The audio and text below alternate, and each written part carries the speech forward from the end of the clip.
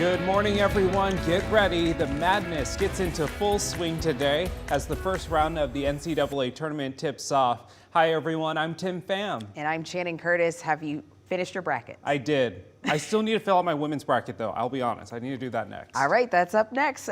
Well, have you? I have. I Okay. finally finished mine after a lot of pressure from meteorologist Thomas Patrick. Now, the bracket is now officially set, though, for the tournament, as the last first four games were played last night. In an overtime nail-biting win, Grambling State beat Montana State and will now take on 1 seed Purdue. And Colorado defeated Boise State as the Buffs are now set to take on the Florida Gators. So our Tournament Central coverage continues all this morning. We have full team coverage of all of the madness, both from right here in Spokane and all across the country as well. Yeah, that's right. We'll get to our team in just a minute, but first, we're heading over to meteorologist Thomas Patrick in the Weather Center, keeping a close eye on today's forecast. Thomas, today is that kind of transition day between the nice weather we've had in the first part of the week to the cooler weather we're going to experience the rest of the week. Yeah, and for March standards, it's not too bad, but when you compare it to the 70-degree days that we've had recently, it will feel quite a bit colder. It is windy this morning. That, most importantly right now, it's going to be the first thing you notice as you step outside, even if it's just a quick dash out to the car or if you're walking the pets across the block. Overcast skies, 41 degrees. That's not bad. It's just the winds that have been between 15 and 30 miles per hour. There's also a little bit of some light rain showers between Sandpoint towards the Silver Valley, and you see that looping back towards the Palouse. Looks like Colfax, Pomeroy, and Dayton, as well as Lewiston and Nesoton now all getting a bit of light rain at the moment. So far, I've dodged it in Pullman, but looks like it'll be advancing in your direction at any moment. We'll see these scattered showers just be passing through the region through the day today. High temperatures just topping out in the 50s this time around. Well, we are getting closer and closer to our local team starting their tournament play. The 5-seed Gonzaga men will take on 12-seed McNeese State today in Salt Lake City. So McNeese State runs a very different style if you don't follow them. So it could be a tough matchup for Zag players, but they do feel confident ahead of this game. I think we have a pretty solid plan, and we're going to go in there confident like we always are. We played against good guards all year, and we have a good bunch of guards over here, so we take our guards over there. We just got to play at our own pace, not get sped up by what they do on defense, just play our basketball, and we'll be good. Again, the Gonzaga men open their tournament run against McNeese State today. Tip-off is set for 4:25 p.m., and you can find that game on TBS. We say go Cougs today. The Washington State men's basketball team returns to the big dance for the first time in more than a decade. So the 7-seed Cougs will take on 10-seed Drake. Our sports director, Travis Green, has a preview of the game. Washington State begins the big dance tonight. The 7-seeded Cougs up against 10th-seeded Drake. For WSU, this is a whole new experience, and that includes head coach Kyle Smith, who's back in March Madness for the first time in over a decade. As a whole, the team is trying its best to stay focused on the task at hand, no matter how difficult that may be. Senior Andre Yakumovsky says this season is exactly what the team's been building towards, and Coach Smith is trying his best to ensure this storied season lasts a little bit longer.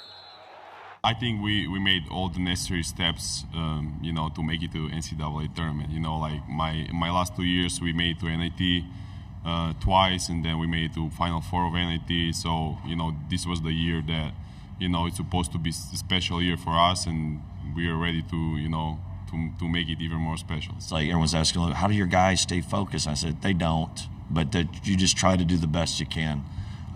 Just this fear of missing out and rumors and gossip, and part of what brings the excitement to the deal, but we owe it to these guys to give our best effort and do that, and they've been awesome all year.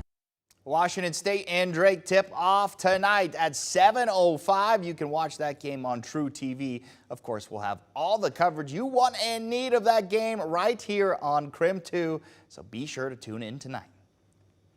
Well, today there are a number of March Madness games you can watch right here on KREM 2. Let's take a look at who you can watch. We have your full guide for you. first, Mississippi State plays Michigan State at 9:15 this morning, right after Up with KREM. Following that game will be North Carolina versus Wagner at 11:45 this afternoon. Kentucky and Oakland battle it out on the hardwood. Tip-off is at 4:10 p.m. And the last game on KREM 2 today is Texas Tech versus North Carolina, or NC State rather. That game starts at 6:40 p.m.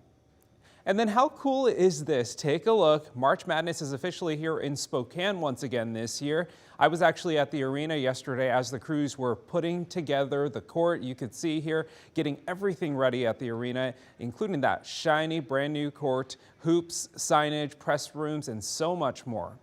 Well, 8 men's teams here in Spokane for the first 2 rounds of the tournament. So get ready to see a lot of out-of-town fans in the area over the next few days, as none of our local teams are playing here in Spokane. But here's a look at who's playing at the Spokane Arena. San Diego State faces UAB while Auburn takes on Yale.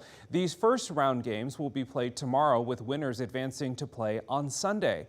And now let's take a look at the other 4 teams, including one who probably wishes they were playing somewhere else, just because they've been here, right? We're talking about the 5 seed St. Mary's.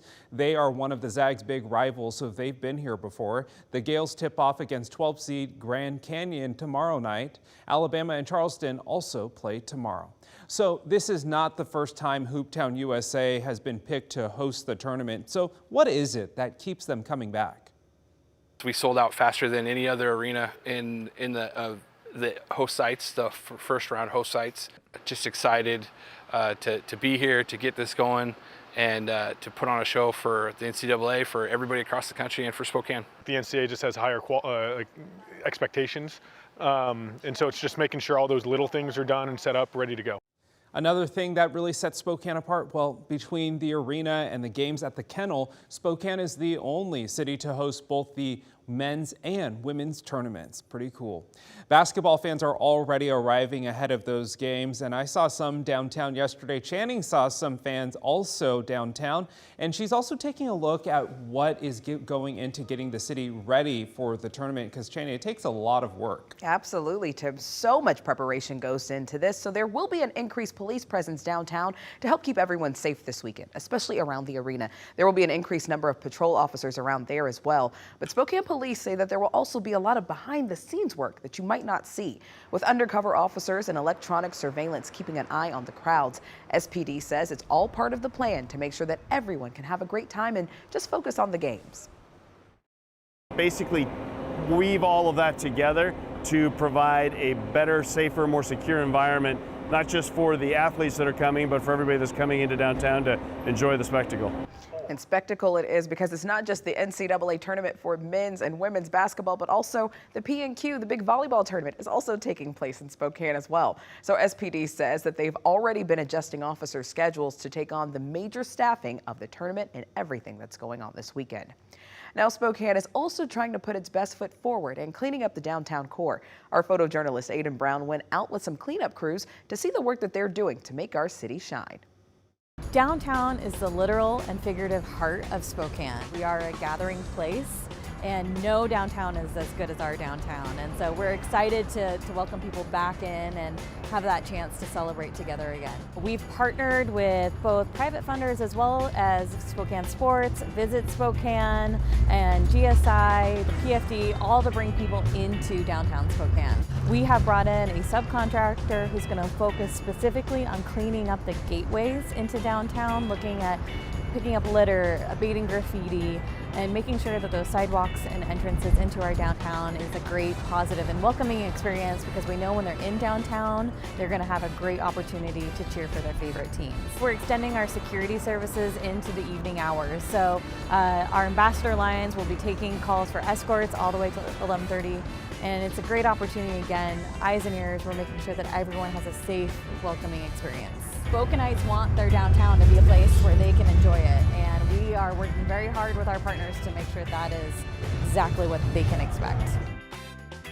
All right, well, make sure to join Tim and me tomorrow morning. We will be live at the Spokane Arena all morning long for all of the fun. So Tim will be telling you about how businesses are feeling and about the tournament here in Spokane. And I was able to talk to Alabama fans who made the trip all the way out here to watch their home teams play. So be sure to watch us on Up with KREM from 5 to 7 a.m. on KREM 2 and 7 to 9 a.m. on KSKN 22.